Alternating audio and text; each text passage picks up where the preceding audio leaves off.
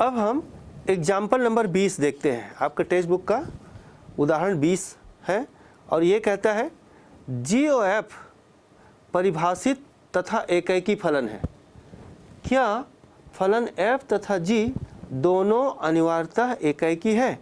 तो बच्चों इसके पूर्व में आपने आच्छादक के लिए सिद्ध किया था, ये एकैकी के लिए है।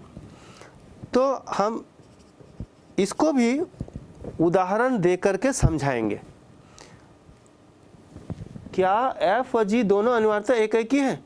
तो हम क्या करते हैं, इनमें से एक को एकैकी लेते हैं और दूसरे को हम बहु एकैकी लेते हैं।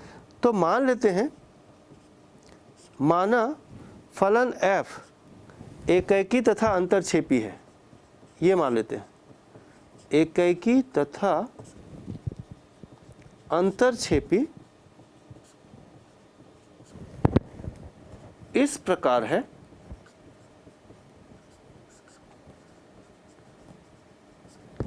एकैकी अंतरछेपी का एक उदाहरण ले लेते हैं। मान लो f such that 1 2 3 4 tends to 1 2 3 4 5 6। अंतरछेपी मतलब इसके कुछ अवयव छूटे हैं और एकैकी मतलब एक का एक के साथ है। तो हम इसको ले लेते हैं, जहां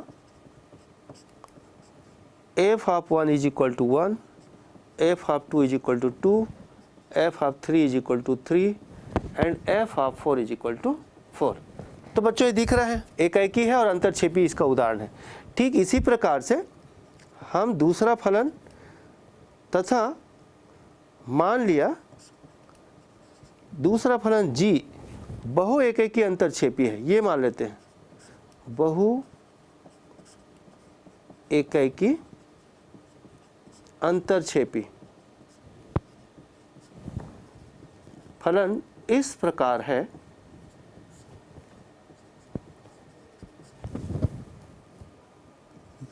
कि g सच दैट, तो यहां पर देखें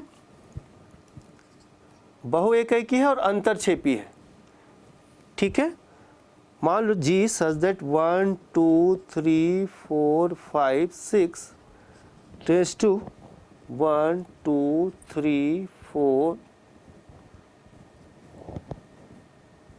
4 5 6, जहां इस प्रकार से परिभाषित है कि g of 1 is equal to 1, g of 2 is equal to 2, g of 3 is equal to 3 and g of 4 is equal to 4, तथा g of 5 is equal to g of 6 is equal to 5।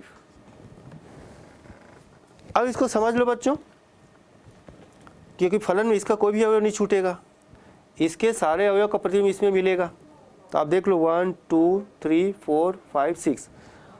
और बहु एकैकी के लिए क्या होना चाहिए, इसके कोई भी एक से अधिक अवयव का इसमें एक प्रतिबिंब होना चाहिए। तो यहाँ पर दिख रहा है 5 और 6, इसके 5 और 6 का एक ही प्रतिबिंब है 5। और अंतरछेपी होने के लिए इसका कोई अवयव छूट जाए तो 6 किसी का भी प्रतिबिंब नहीं है, छूटा हुआ देख लीजिए, 6 किसी का प्रतिबिंब नहीं है, आप देख लीजिए। ठीक है बच्चों, अब हम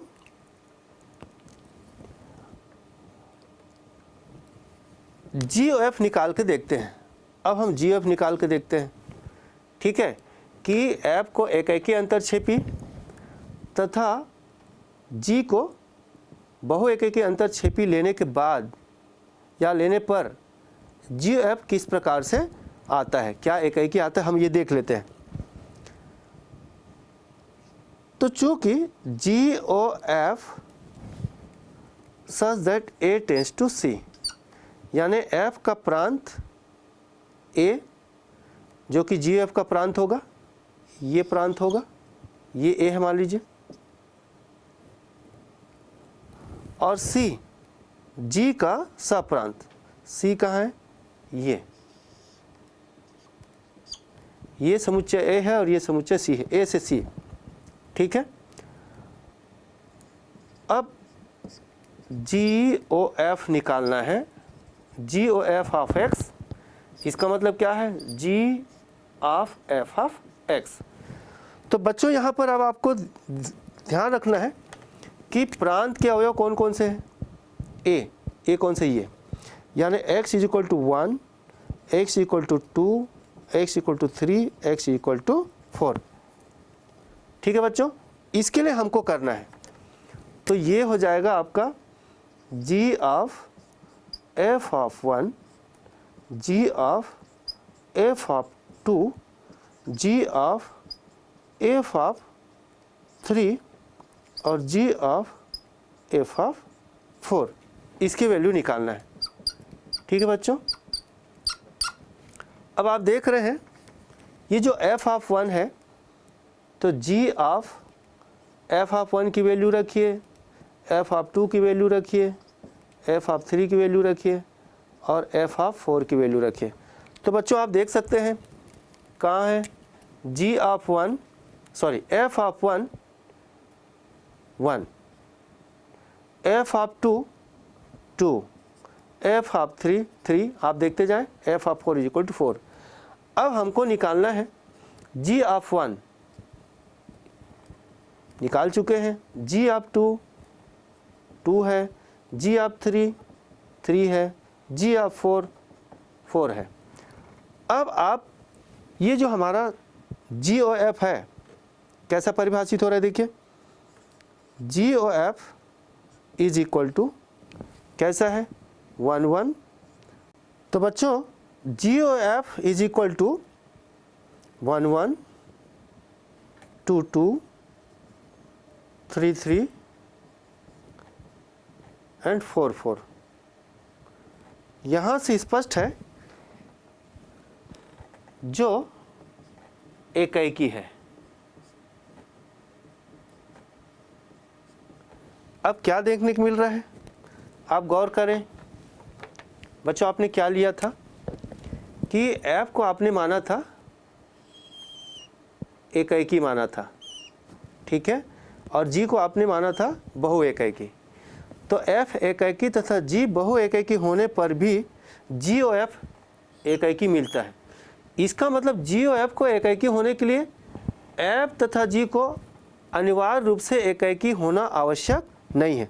अतः हम लिख सकते हैं, अतः यहाँ पर हम कह सकते हैं, अतः g और f को एकाएकी होने के लिए f तथा g दोनों